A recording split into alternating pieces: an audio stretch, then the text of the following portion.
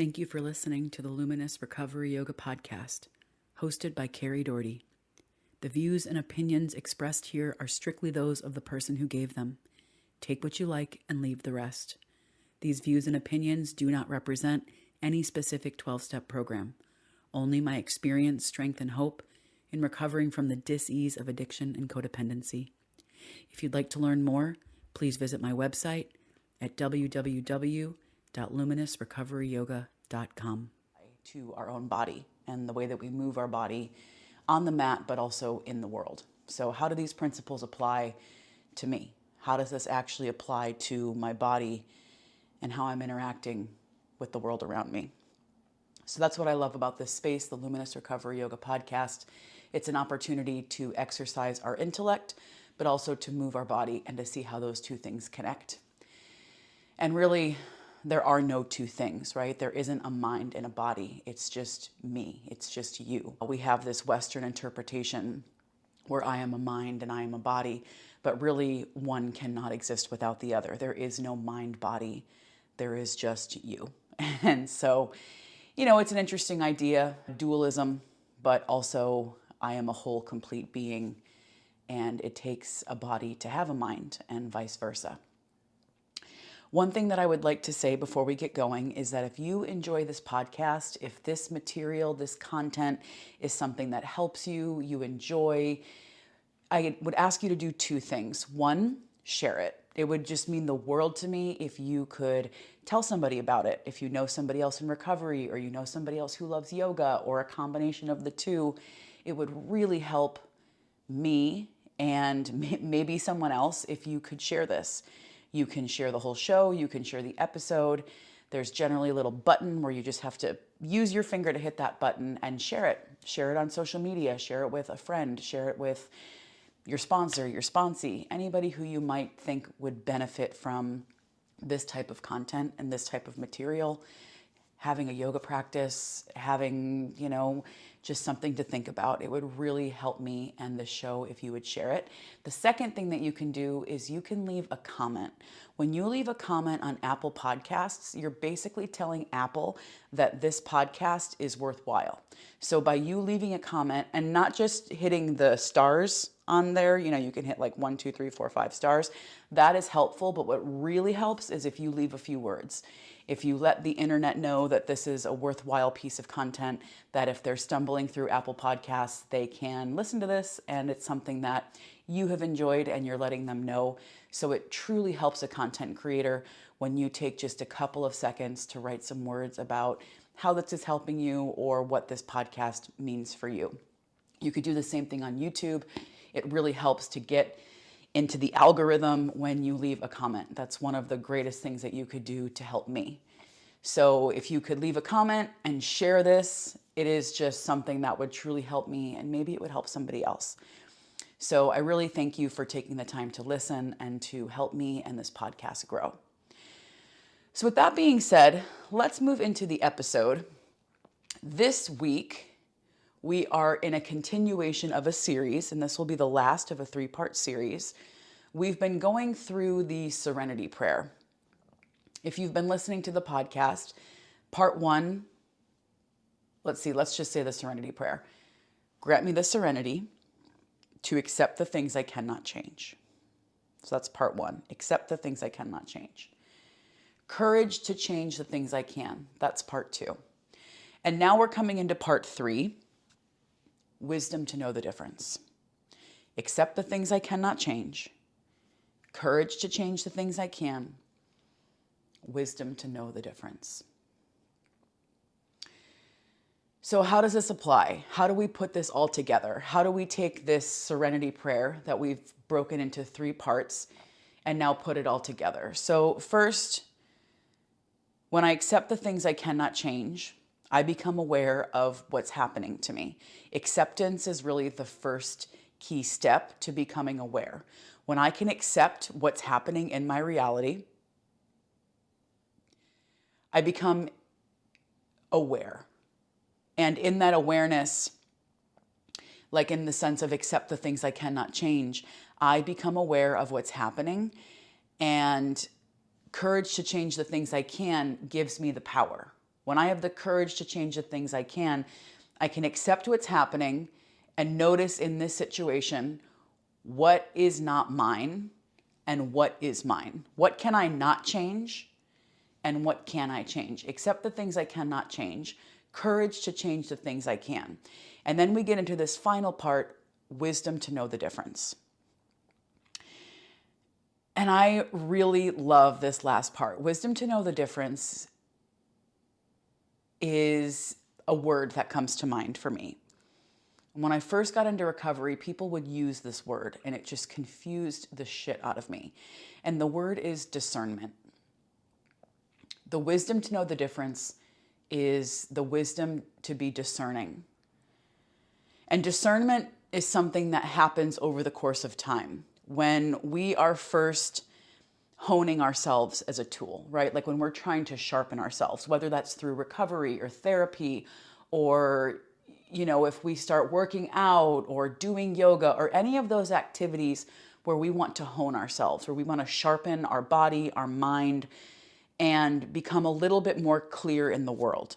That process of sharpening, especially like for me, when I first got into recovery, if we're using the analogy of sharpening and honing, I was very dull.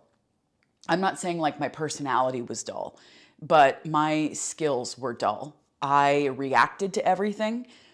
Everything was a big deal. Anything in the world could set me into a tizzy. Anything. It didn't matter how big or how small, I reacted the same way to everything that happened. And there was just this dullness about how I approached the world. Everything was either a major, huge deal, or I minimized it and it wasn't a big deal. One of my key classic strategies before I got into recovery was to pretend that things weren't happening. If there was something that was happening that was causing me anguish or grief, sadness, or some type of feeling that I associated as negative, it was literally my strategy, and I would say this to myself: just pretend it isn't happening. Just pretend this didn't happen. And what a deep sense of denial. Denial is a powerful drug. To deny our reality is a powerful drug. That is something that can completely hijack reality, is when we are in denial. And before I got into recovery, I was in huge amounts of denial. Sometimes I was denying my reality as it was. Sometimes I was exacerbating reality as it was. Like maybe something wasn't a big deal, but I certainly made it into one. Or maybe something was something that was kind of alarming, and I was like, oh, let's just pretend that didn't happen. So my ability to discern was really low and very dull. It was a dull tool. My discernment was a dull tool. And through the course of time, through recovery, through sobriety, through therapy, learning yoga, getting more in touch with my body as one whole unit, rather than letting my mind hijack a situation and just sort of taking my body for the ride. As I've learned to hone myself as a tool, my ability to discern reality has gotten sharper. And so for me, the way that comes together in the Serenity prayer is I can accept the things I cannot change. I can accept the people, places, things, and situations over which I have no control. Courage to change the things I can. I can look at a situation and say, okay, these are the people, places, things, and situations that I cannot control. What do I have control over? And generally, the answer to that is quite simple, and it's very often the same. It's me. I can change me. It's generally my perception that needs to shift.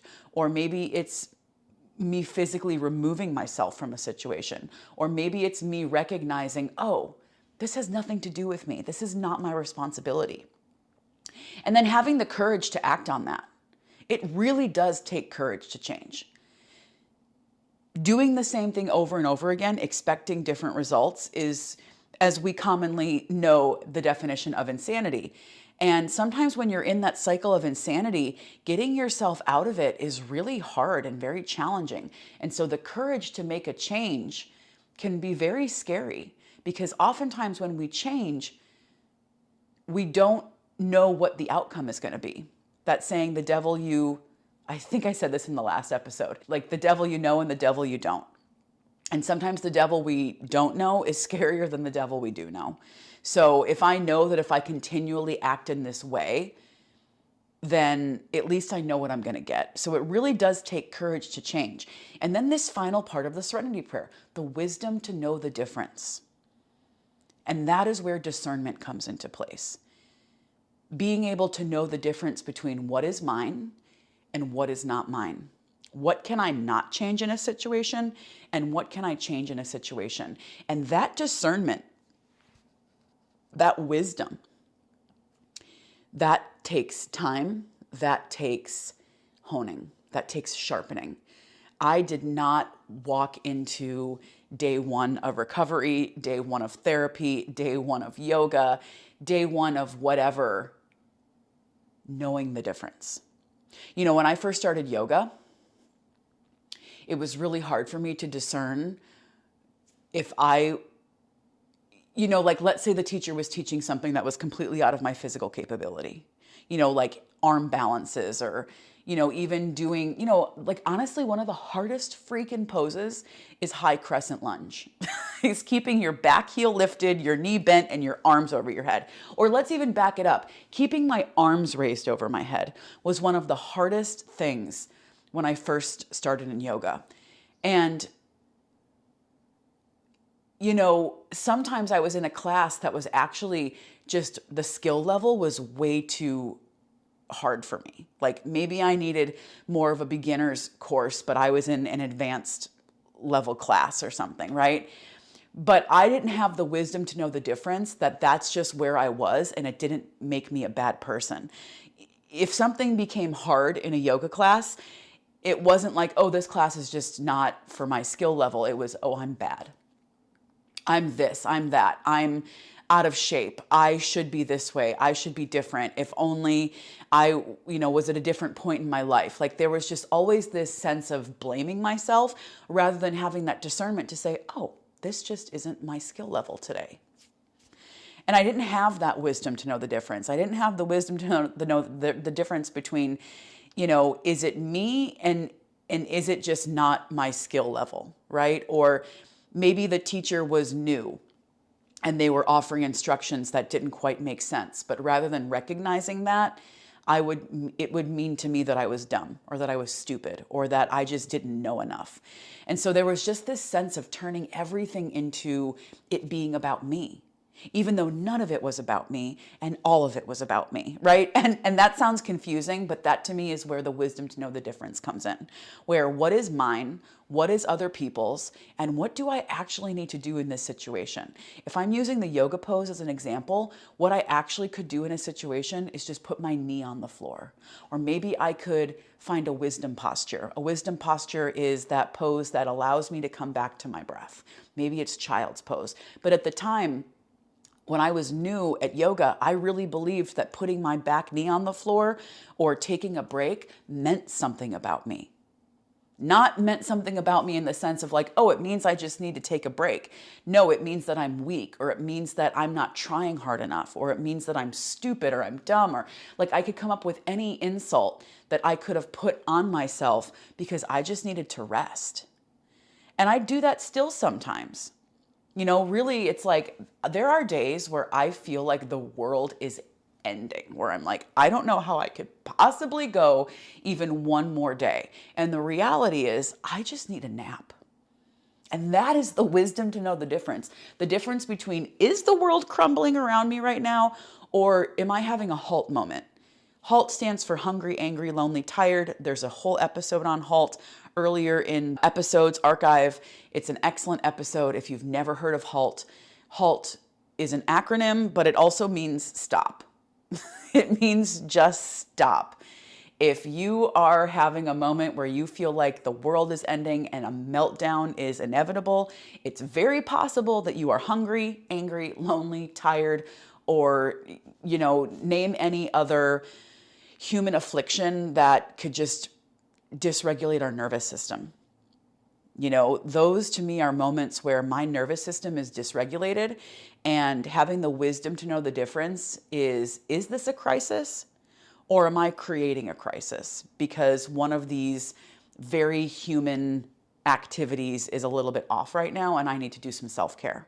Sometimes the greatest act of self-care that I can do in a moment is feed myself a snack, take a little break, take a nap, or remove myself from a situation. Oftentimes I can truly de-escalate myself with some of the most simple acts. Like it's not, oh, I need to make these big changes. I need to do these huge monumental overhauls of my life. It's very often I need to like lay down, or I just need to go to bed. Tomorrow will be a different day. Once I get a good 8 hours of sleep, I will reset my brain. And so often I go to bed and I wake up in the morning with just a whole new perspective on things. And that's the wisdom to know the difference. There was a time when I did not trust that process, where the idea of today is today and tomorrow is a new day and tomorrow things might look different. I did not have the wisdom to know that that could bring about a difference.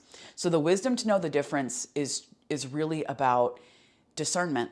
It's about the wisdom to know that what can I change in this situation that will help me discern if this is mine or this is other people's, or if an action is actually needed. One of the greatest things that I could often do is nothing. I love that saying, don't just do something, sit there. Because oftentimes in my crazy thinking, I just want to take an action to make something happen. And when I'm forcing a solution, that is not the wisdom to know the difference between, do I need to act right now? Or is this something that I just need to sit on and wait? Another episode in the archives, if you're looking for something else to consider, is think. And I've talked about how this is my 5-point checklist: thoughtful, honest, intelligent, necessary, kind. And so if I'm ever going to send a text or an email, or I have a message to deliver to somebody, I stop and I think, is this thoughtful, honest, intelligent, necessary, and kind? And for me, wisdom to know the difference often hinges on necessary. I need to discern between, is this necessary and is this not necessary? Do I really need to tell this person what I think of them? Do I really need to interject myself in this situation? That is a moment where I really think, is this necessary? And in that questioning of, is this necessary, I am exercising discernment. You know, and the other thing, because this is a podcast about yoga and recovery and the way those things intersect, and I really try to keep this simple. Yoga is a complex system of philosophy.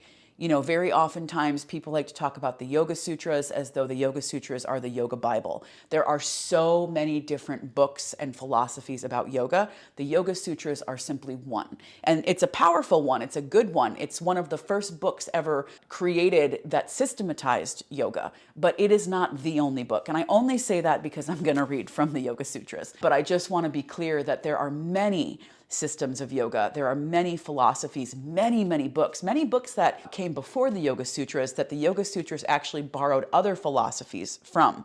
So the Yoga Sutras are full, but it is not the yoga Bible as oftentimes it is represented in modern American yoga. But I am going to read from the Yoga Sutras. This is the Yoga Sutras of Patanjali. This particular edition commentary book is written by Edwin Bryant. And I'm only going to read the sutra itself. His commentary can often get very philosophical, and it uses a lot of words that I just don't want to confuse you. I don't want to add in a bunch of extra. I want to keep this user-friendly and digestible. But it is written in the Yoga Sutras. Pada 2, pada means book. It also means foot. But pada 2, the second book of the Yoga Sutras, which talks about practice, Patanjali mentions discernment. And this is called, and the Yoga Sutra, and what that means from Sanskrit is the means to liberation is uninterrupted discriminative discernment. The means to liberation is uninterrupted discriminative discernment. So, you know, what that tells me is that this is an ancient idea. This is an old idea. The idea that we learn to discriminate discernment between the real and the unreal, between the illusion and who I really am, between, the intellect and the ego. Right? There's this wisdom to know the difference between when I am driven by my ego, or is this really what God wants for me? And that to me is the wisdom to know the difference. Is this God's will or is this my will? That's a big one. Oh man, is that a big one? You know, oftentimes, and it's one of the steps, step 11 says, sought through prayer and meditation to improve our conscious contact with God as we understood God, praying only for knowledge of God's will for us and the power to carry that out. And it's that last part, praying only for knowledge of God's will for us and the power to carry that out. That could be like, that is why it takes 10 other steps to get to step 11, because praying only for knowledge of God's will for me and the power to carry that out can get really confusing if I'm still very much inundated with self-will. So how would I know the difference between my will and God's will? And that's to me where discernment comes in, the wisdom to know the difference between my will and God's will. This boggles my mind, but it's so true. I'm oftentimes praying for knowledge of God's will for me. Like, please help me. Tell me what I'm doing here. Why do I exist? Why is this moment like it is? What is happening? And one of the things I've learned is that God's will is often what's happening right now. Like oftentimes I want this like great revelation of like, what will the next 6 months bring? Or what will my life be in 5 years? And the fact is, I don't get to know. I don't get to know. And that really pisses me off. Like, like no other. I want fortune telling abilities. But the reality is God's will is what's happening right now. And oftentimes I'm so discontent by that. Because oftentimes the present moment is pretty simple. The simplicity of the present moment is oftentimes not the drama-filled chaos that is just like delicious and tasty to me. Like oftentimes I can thrive in chaos because that means I get to do something. And I love when I get to do something. But the reality is the simplicity of the present moment is oftentimes what God's will for me is. And it's having that wisdom to know the difference between my will and God's will. That can be really, that's where the discernment comes in. One other place where I like to talk about discernment, if we're bringing this to a yoga practice, is I often talk to people about the wisdom to know the difference when it comes to sensations in the pose. One of the reasons I practice yoga, one of the reasons I talk often with students about, you know, what a yoga practice can do for us is that yoga helps us come into contact with the present moment, which, as I said, can be a real struggle. And there are a couple of things that help us gain access to the present moment. One of those present moment access points is our breath. Our breath only ever happens in the moment. Breath never happens in the past. Breath never happens in the future. Breath only happens right now. So breath is an access to the present moment. Another access to the present moment is sensation. Feeling things in our physical body. I can tell you when I first came to yoga, I had a real resistance to feeling things. Not just emotions, everything. And that's the thing, is when we block out some things, we block out everything. If I block out pain and sadness and anger because I label those as negative emotions, I'm also actually dulling happiness and joy and any other things that I might deem as positive, right? So there really is no such thing as positive and negative emotion. There is just emotion, and emotion is information. Emotion tells me what's happening for me in the present moment. Feelings aren't facts. Emotions are not facts. Emotions are data. And oftentimes where I can get, lose that discernment is when I'm making definitive decisions for myself based on my emotions. Emotions can tell me something in the moment. Anger can be an excellent emotion to tell me when a boundary has been crossed, right? Like if I get angry by something somebody said or did, oftentimes that might indicate to me that a boundary has been crossed. But that doesn't mean that I get to yell or scream or sue them or behave in a way that is crazy because this person made me angry or crossed a boundary. What that does is it gives me information that I need to reassert my boundaries, or I need to come up with a new strategy with how I'm going to be with this person or in this situation. It doesn't mean that I get to act like an asshole. That's discernment, right? The wisdom to know the difference. Is this my emotion? And what is this emotion telling me about the present moment? And what do I need to do to bring myself back to homeostasis so that I could then make a decision with how I want to be? And that to me is discernment. So anyway, going back to emotions and yoga and feeling things, when we block out some things, we block out everything. So when I first came to yoga, I had very little ability to feel anything except pain. You know, when we would take half pigeon, that, you know, it's interesting. I disagree with much colloquial yoga teacher isms and knowledge. One of the things that I don't particularly agree with is this idea that we store emotions in our hips. I think that that's a weird thing to say. It doesn't make sense to me. And also, like, physiologically, there's no data for that we store emotions in our hips. But here's what I do think. I think that when we feel strong sensations that we interpret as pain, which is what would happen to me in half pigeon, is I would have these strong sensations, which I would interpret as pain. That pain would get my mind really active. Like all of a sudden my hips were in pain, which would get me aggravated and then kind of aggressive in my thinking. And I would be like, fuck this, fuck that, I hate this. Why are we doing this? Why is this happening so long? Why is this pose taking so long? Why are we still here? And it would just get me really aggressive in my thinking.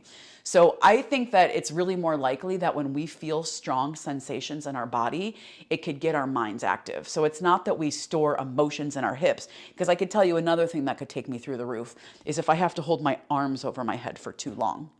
Let's say a teacher puts me in a warrior pose and they start chit-chatting or telling a story, and now my arms have been lifted for a good 2 to 3 minutes. That is enough to take me into straight rage, right? It's not that I store emotions in my arms. It's that sensation that I'm feeling is triggering thinking, volatile thinking. So I think that the idea that we store emotions in our body is accurate. We certainly store emotions in our body. 100% of my experiences happen through my body. But I don't think that particular body parts store those emotions. I think that that is rooted in no reality and frankly, no science.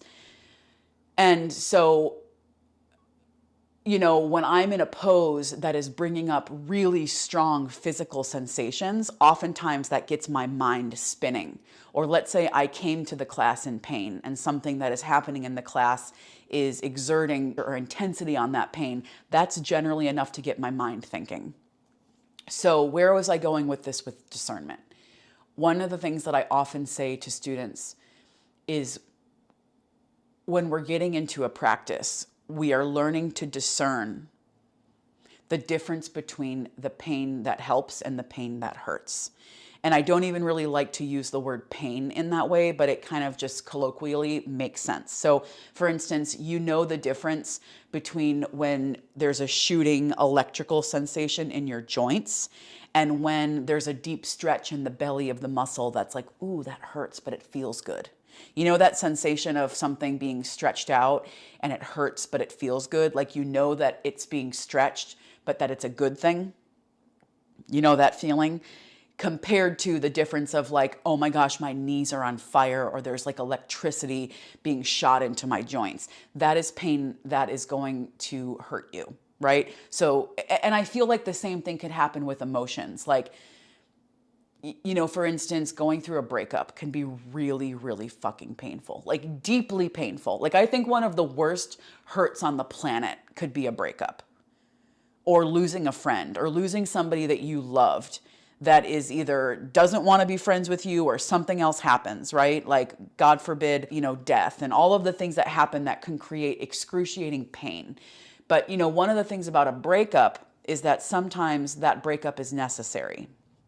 That you break up with somebody and really on the other side of that breakup is freedom.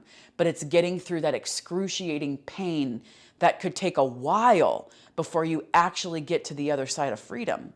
And I feel like the yoga pose can be a metaphor for that.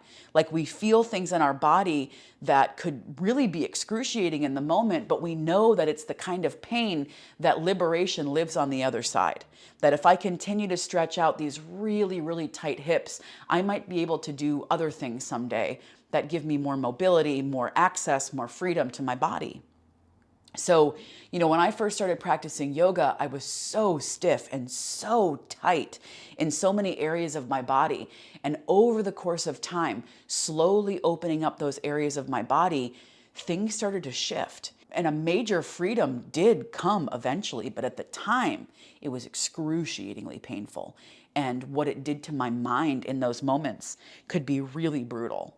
Like, I remember being in a half pigeon pose, and maybe we were there for a minute, like 10 breaths or something. And by the end of that minute, I was raging in my head. It could have been about how dumb I thought the yoga teacher was, or something that happened earlier in the day that maybe got me thinking, because I'm in pain. And that pain can bring up crazy thinking. Extended periods of chronic pain, ask somebody who's in chronic pain, like what it does to their mental, emotional life. Pain creates depression. If you're in chronic pain all the time, chances are that's going to have a really deeply detrimental effect on your mind as well, because we do store things in our body, but all over our body. It's not segmented into hips. Like, your body doesn't know that you are angry, and so it's going to like put it in your hips. Like, that doesn't make sense. Like, really think about it. It doesn't make sense. The emotions are stored all over our body. Have you ever stubbed your toe? I mean, come on, you've stubbed your toe. That shit could send me into a rage because of my toe. Does that mean that anger is stored in my toe and sadness is stored in my hips? No, that does not mean that. That makes no sense. Emotions can be stored all over our body, and oftentimes those emotions can be released with strong sensation. So I stub my toe and I immediately go to anger. It doesn't mean anger lives in my toe. It means that's how I react to pain. And oftentimes, like, that's that anger that I experience. Like, have you ever been in pain and then like it turned into like a cry or a whimper? Because maybe I was angry and it needed to come out, but then really on the other side of that anger was sadness. So sometimes it takes like a physical sensation to sort of evoke some of that emotion. And so wisdom to know the difference between sensations that help and sensations that hurt. And sometimes really powerful, painful sensations could actually be really liberating over the course of time, and it's really helpful. But also some sensations are not good. And it's developing that internal sense of, is this helping me or is this hurting me? And that takes time. Like, there was a time when, I was early practicing yoga that I was putting myself into, like, let's say I was contorting my body. It wasn't yoga in the sense that I was breathing and I was like aware and intentional and, doing it on purpose. I was just doing what the teacher told me to do. And it was actually an inappropriate movement for my body, which I am now paying for. I don't know about you, but I have experienced injuries that actually took a long time to develop. And it was years after that I actually suffered. For me, it was a frozen shoulder. I had a frozen shoulder. I've been dealing with this frozen shoulder for the last 2 or 3 years. And it was probably the result of things that I did 2 or 3 years before that eventually created this bound up encapsulitis in my shoulder that eventually prevented me from doing a lot of things. So now when I practice yoga, I have to practice great discernment. Like, is it a shoulder day that we can do this thing? Or do we need to just keep it really simple today? And there was a time where I did not have that discernment. If the yoga teacher said, do this thing, I would do that thing, even at great risk to my own body. And that is not discernment. And so over the course of time, I have built a practice of discernment where I have this wisdom to know the difference. Is this a yoga pose that I need to put my body in today? Or do I need to take a yoga pose that will create more ease in my body? And those are things that I did not show up to the practice with. It took time and wisdom to develop that skill. It also took repetition. Sometimes it took hurting myself to learn, like, oh, we're not going to do that. Or if my body feels this certain tingliness in my shoulder, we're going to take it easy that day. And I really believe that that wisdom to know the difference applies across different areas of our life. Once we learn to discern in one area, we can learn to discern in other areas of our life. And that's why I think yoga is an awesome practice. For me, what I love about yoga is that the practice itself is much deeper than just the poses. Like the poses are a vehicle, an access point to the present moment, but I don't really think the pose itself matters. Like, does it matter that your knee is stacked over your ankle? Does liberation come from your knee being over your ankle? No. To me, the liberation comes from knowing where I need to place my body in space and in time in order to feel that present moment sense where I am here, I am breathing, I am alive, I am right here in this physical space, taking up space, and it has nothing to do with where my knee is. And that to me is what the practice has given me, is it's given me access to the present moment. And that is priceless. Like, that is something I couldn't put a price on. That is something that, you know, whatever the cost of a drop-in is for a drop-in yoga class, like this exceeds that. Like, this is the ability to experience myself in reality. And that is something that took time. And that is a practice that I had to keep showing up for, hurting myself, taking it easy, hurting, whatever it is, you know, like that wisdom to know the difference is a culmination of experiences and being willing to learn from those experiences, because God knows I could still be in a position where I was contorting my body and doing things that didn't feel good, but not having that wisdom to know the difference. So that's what I think. Those are my thoughts on wisdom to know the difference, that really it's a practice of discernment, discriminative discernment, as it says in the Yoga Sutras, and that it's really an ancient practice, that the practice of discernment is as old as time, that there is a certain knowledge that arises from experience. And, you know, many of us can go through experiences and not learn. But then there are those of us who will learn from our experiences, and we learn the wisdom to know the difference. Accept the things I cannot change. Courage to change the things I can. And the wisdom to know the difference. And if I'm applying that to every situation, right? Accept the things I cannot change. I cannot change, you know, what my body looks like, what my body can and can't do on a certain day, who the yoga teacher is, whether the yoga teacher knows how to teach to all bodies or all abilities or all sizes and all of that. I can't control any of those things. Courage to change the things I can. I can control what I do with my body in space, how I conduct myself. Oh, yoga teacher says to do that thing. I don't do that thing. Why? Because my shoulder is feeling weird today, and I'm the one who knows my body best. The wisdom to know the difference is knowing how to act on that information. I have this information. What am I going to do with it? And that to me is the wisdom to know the difference. And we can apply that through all different areas of our life, whether it's our physical body, our emotional body, our mental body, our spiritual body. The wisdom to know the difference. The pain that hurts, the pain that helps. There is some pain that will help me on the other side of liberation. There is some pain, this needs to stop right now. And really only I'm the one that knows that. So I hope that you heard something today that helped. If you find this podcast valuable, if you find what I'm offering valuable, if you could please share it with somebody, if you could leave a comment on Apple Podcasts, that would be incredible. YouTube comments are also helpful, but sharing it and commenting on it is really what you could do to help me today.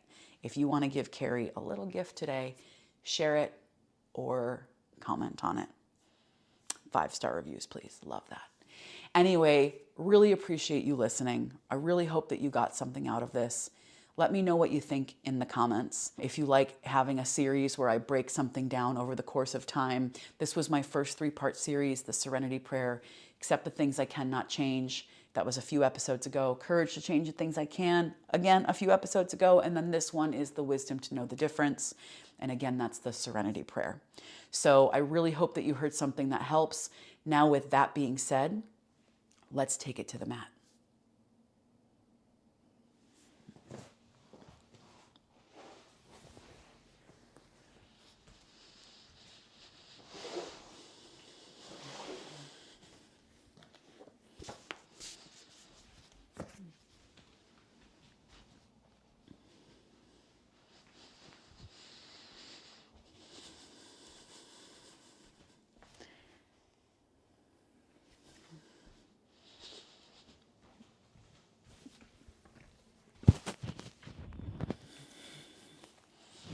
So today we're going to do a brief yoga practice that will help evoke some sensations, and we get to decide what it is that we want to do with those sensations.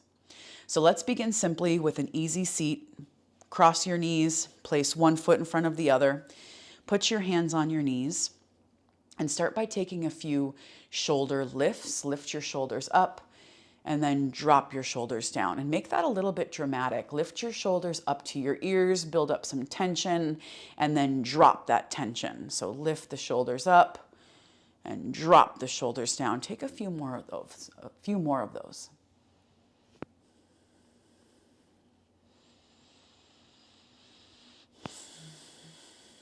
And now drop your chin to your chest. Notice the sensation in this simple motion, just bringing your chin to your chest. And roll your head over to the right. Roll your head over to the left. Take a few more neck rolls, rolling from side to side.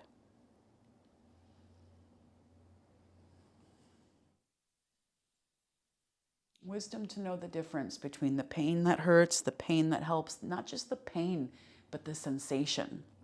When something feels good or something does not feel good.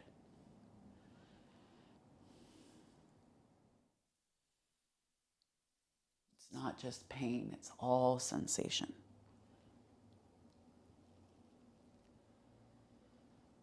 Now start to move your torso in some circles. Begin to move in some big circles. I like to bring in the imagery of a bowl and a spatula. Imagine that you are the spatula scraping the edges of a big bowl. I like to close my eyes. If that feels good to you, then you have my full invitation to close your eyes. Now, wisdom to know the difference. When will it feel good to move into the other direction? You get to decide that. Decide when it's time to move into the other direction, or if you're feeling a sensation in one particular area that feels good and you want to linger there a little bit, you get to decide what that looks like.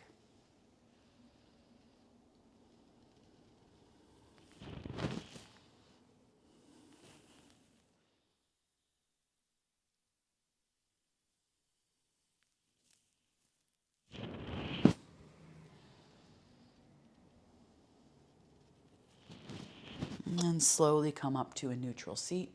We'll take a few seated cat-cows. Put your hands on your knees. Lift your chest forward. Lift your chin forward. Round your back. Tuck your chin to your chest. And do that again. Scoop the center of your chest forward. Round your upper back. Tuck your chin to your chest. Take a few more like that.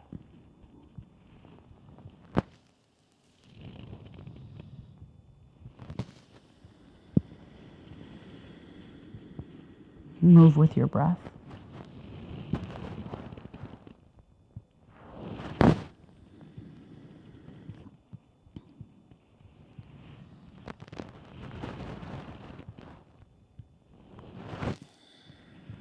And then come back to a neutral seat. Straighten your right leg. Pull your left foot to the inside of your thigh. Turn and face your right foot, and then slowly slide your hands down your leg. Wisdom to know the difference. Decide if you want to reach your foot or if you just want to stop somewhere by your shin or your ankle. You get to decide what the sensation is and how deeply you go into that sensation. Wisdom to know the difference. Is this sensation that is helping? And how much help do I want this sensation to create in the moment? Just because the sensation is intense doesn't always mean that it's a good intensity. I think that in our culture, we have a tendency to confuse intensity with love or with other good things when really maybe we just need to back off. Notice what you feel and where you're feeling it.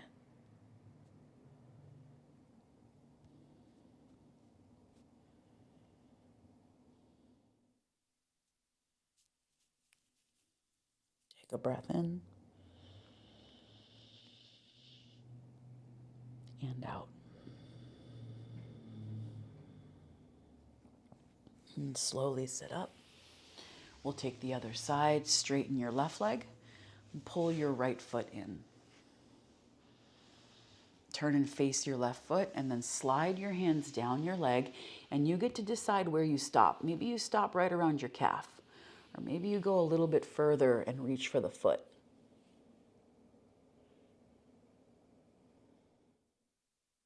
Might feel good to close your eyes. Notice what you feel and where you're feeling it.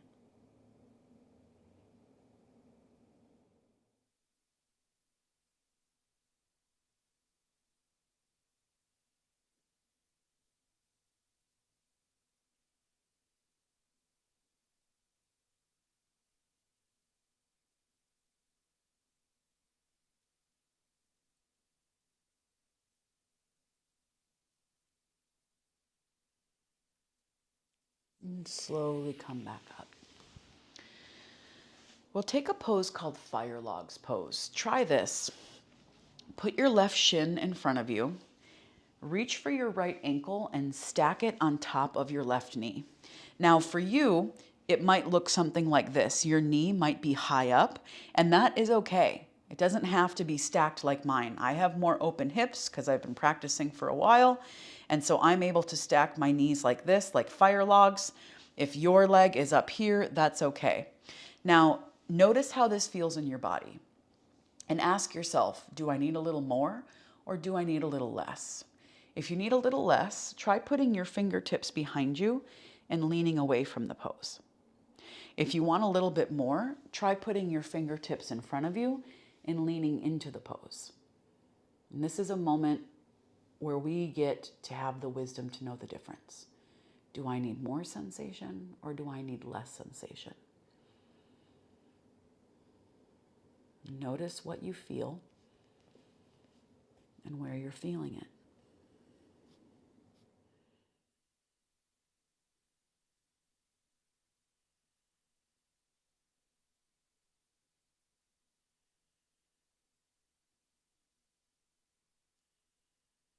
Stay present to it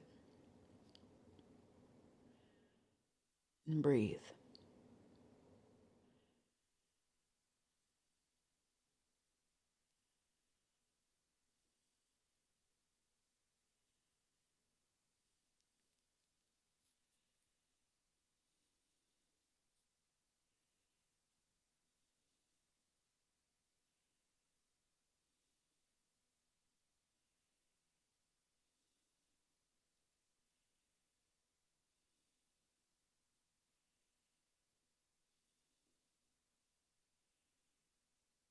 And slowly come back up.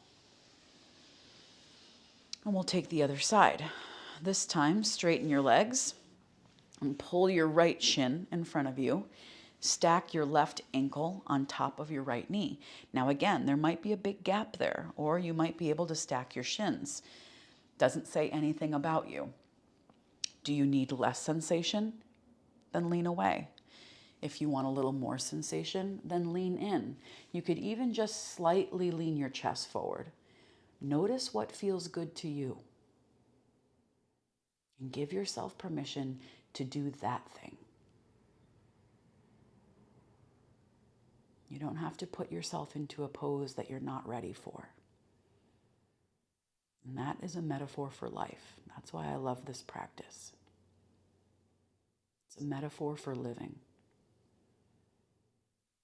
How I am in the pose is how I am in the world.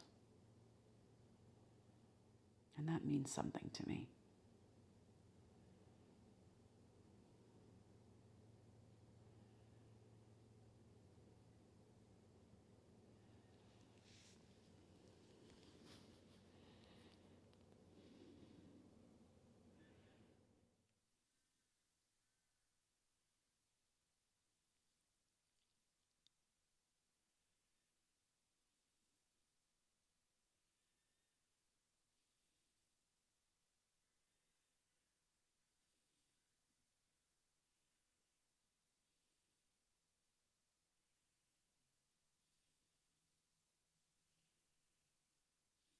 Slowly come back up. Straighten your legs and pat your thighs into the mat. Just break up the sensation. And we'll finish this practice with a short shavasana. So make your way to your back. Come to lie down. Slide your shoulder blades underneath you. Allow your feet to fall heavy. Rest your arms by your sides. And if it's comfortable to you, close your eyes. And give yourself permission to relax. We won't be here for long. Just long enough to receive the priceless gift of serenity. Just a couple moments of silence and stillness.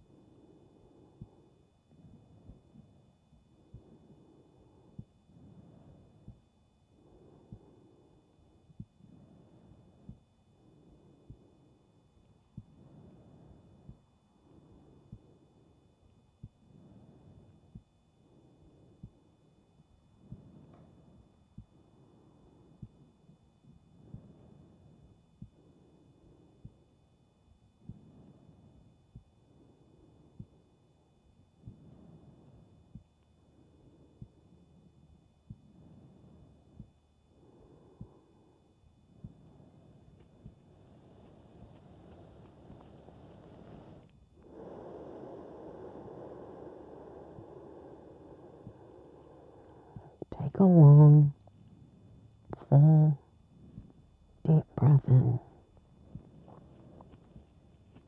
and slowly empty it out. Make gentle movements with your fingers and toes. And circle your ankles and wrists. And take a full body stretch from front to back. And pull your knees to your chest. And if it's comfortable to you, roll over to your favorite side.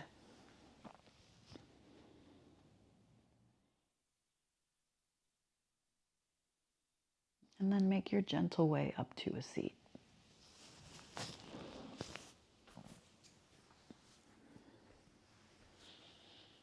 Bring your palms to touch at the center of your chest. Take a moment. Notice how you feel. You don't have to call it anything or name it.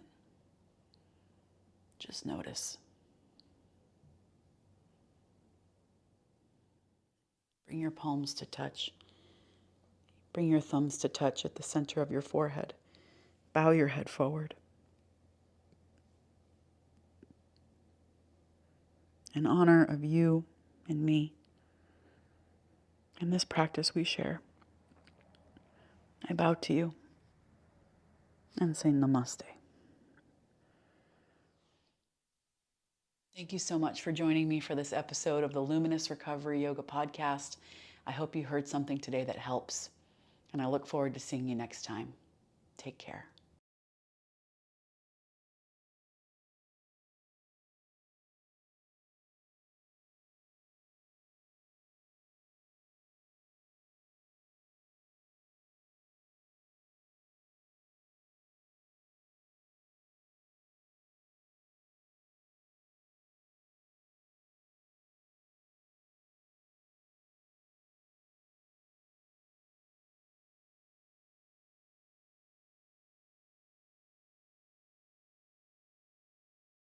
Thank you for listening to the Luminous Recovery Yoga Podcast.